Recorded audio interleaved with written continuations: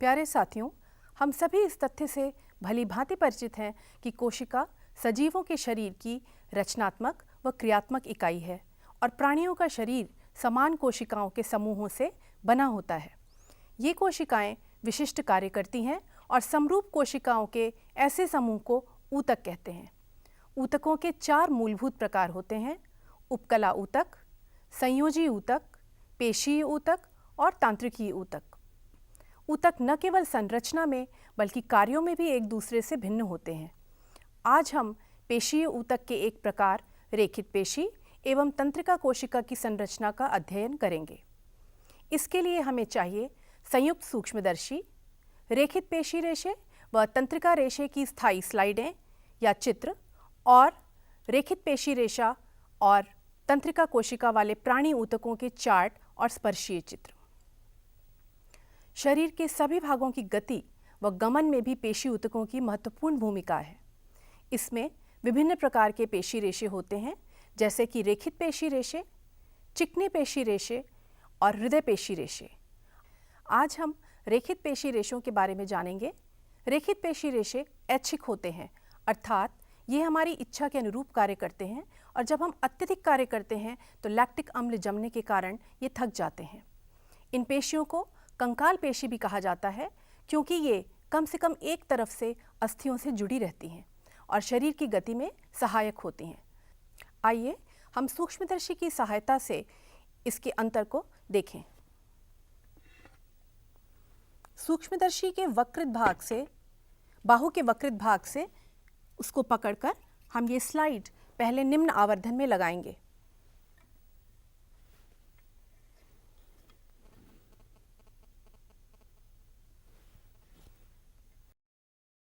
मध्य भाग में ये स्लाइड रखने के बाद हम उसे क्लिप की सहायता से फिक्स करेंगे और तत्पश्चात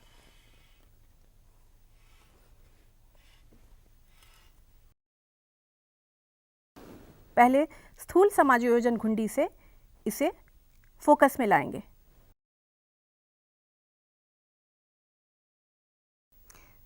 सूक्ष्म समायोजन से इसे केंद्रित करने के बाद हमें इसकी संरचना दिखाई देती है। सूक्ष्मदर्शी से देखने पे ये पेशियां हल्के व गहरे रंगों में एकांतरित या अल्टरनेट रूप से व्यवस्थित दिखती हैं और यही रेखाजाल या स्ट्राइएशन कहलाता है। कोशिकाओं के अंदर प्रोटीन फाइबर्स की व्यवस्था इस रेखाजाल का कारण होती है। इस ऊतक की कोशिकाएं लंबी, बेलनाकार, शाखा रहित और बहुनाभीय होती हैं। रेखित पेशी में संकुचन व शिथिलीकरण की वजह से हमारे शरीर में गति होती है। इसका साधारण उदाहरण है हाथ का मोड़ना संकुचन की वजह से और उसे सीधा करना शिथिलीकरण की वजह से होता है। अब हम तंत्रिका कोशिका को देखेंगे।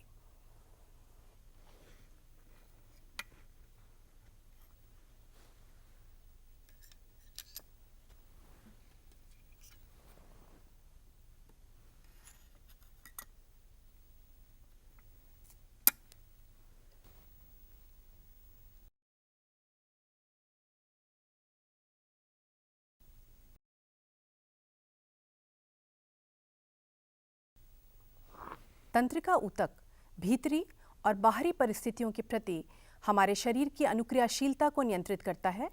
जीव के तंत्रिका ऊतकों से उसका तंत्रिका तंत्र बनता है। तंत्रिका तंत्र में मेरुरज्जु, मस्तिष्क और तंत्रिकाएं शामिल हैं। तंत्रिका ऊतक की कोशिकाओं को तंत्रिका कोशिका या न्यूरॉन कहा जाता है। न्यूरॉन संवेगों को प्राप्त व संचालित करते हैं। तंत्रिका कोशिका में हम स्पष्ट रूप से 3 भाग देख सकते हैं।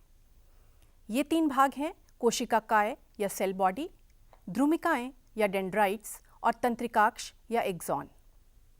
कोशिकाकाय या सेल बॉडी में एक केंद्रक और कोशिका द्रव्य होता है। कोशिकाकाय से निकले एक से अधिक तंतु प्रवर्ध ध्रुमिकाएं कहलाते हैं और कोशिकाकाय से प्रारंभ होती हुई एक पतली और लंबी तंत्रिका प्रक्रिया नर्व प्रोसेस दृष्टिगोचर होती है, जो तंत्रिकाक्ष या एक्सॉन कहलाती है और ये एक न्यूरॉन से दूसरे तक संदेशवाहक का कार्य करती है। तंत्रिकाक्ष पर यदि माइलिन आवरण हो तो वो माइलिनेटेड रेशा कहलाता है, और माइलिन आवरण न होने की दशा में वो नॉन माइलिनेटेड तंत्रिका रेशा कहलाता है। एक कोशिका की द्रुमिकाएं दूसरी तंत्रिका कोशिका के तंत्रिकाक्ष से एक विशिष्ट बंध या संपर्क बिंदु के द्वारा जुड़ी हुई होती हैं, जिसे युग्मानुबंध या सिनैप्स कहा जाता है। आइए हम इस चित्र के माध्यम से इसे और स्पष्ट तरह से देखें। इस चित्र में आप स्पष्ट तौर पर देख सकते हैं कि ये कोशिका काय है, जिसमें एक केंद्रक है, और ये प्रवर्ध, ये तंतु प्रवर्ध द्रुमिकाएं या डेंड्राइट्स कहलाते हैं। ये भाग तंत्रिकाक्ष का भाग है और इस पर माइलिन का आवरण है, इसलिए इसे माइलिनेटेड तंत्रिका रेशा कहेंगे। यहाँ पे युग्मानुबंध है और इसकी सहायता से एक कोशिका से दूसरी कोशिका तक आवेग जाते हैं। दूसरा चित्र यदि हम देखें तो इसमें माइलिन का आवरण नहीं है, इसलिए ये नॉन माइलिनेटेड रेशा कहलाएगा। अन्य संरचना इसकी वैसी ही है, इसमें कोशिका काय भी है, केंद्रक भी हैं, द्रुमिकाएं भी हैं, बस इसमें माइलिन का वो आच्छाद नहीं है। आजकल सभी कक्षाएं समेकित कक्षाएं होती हैं। यदि हमारी कक्षा में कोई विशिष्ट आवश्यकता वाला दृष्टिबाधित बच्चा है तो यही संप्रत्यय हम स्पर्शीय चित्रों के माध्यम से उसे दे सकते हैं। जैसे यह एक तंत्रिका कोशिका का स्पर्शीय चित्र है, जिसमें प्रत्येक भाग का गठन अलग है। इससे दृष्टिबाधित बच्चे अलग अलग भागों में सरलतापूर्वक विभेद कर सकते हैं। यह चित्र ब्रेल में नामांकित भी किया गया है। आइए हम देखें कि किस प्रकार इस स्पर्शीय चित्र के माध्यम से हम तंत्रिका कोशिका के बारे में दृष्टिबाधित बच्चों को बता सकते हैं।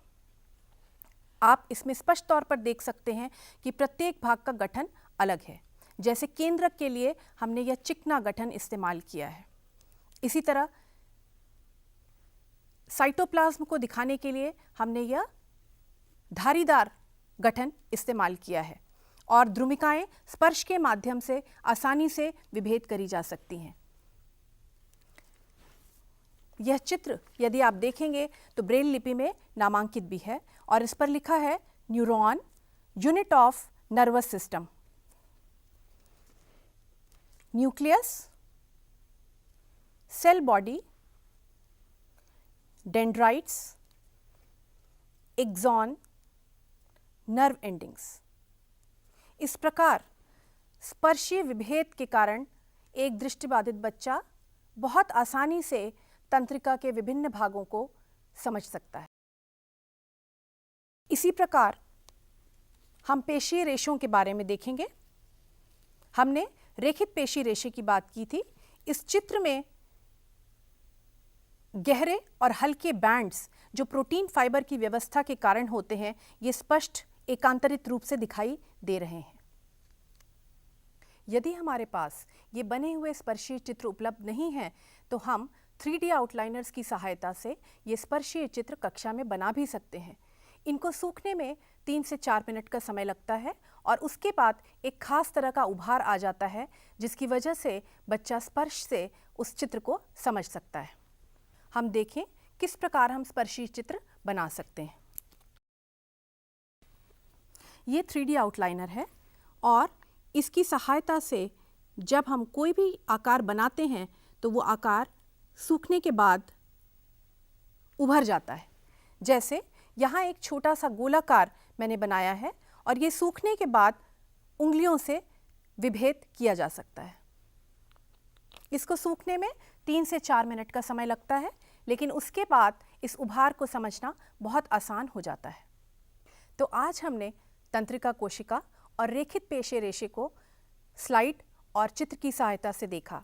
मैं आशा करती हूँ कि आप इन दोनों की संरचना को भली भांति समझ गए होंगे। धन्यवाद।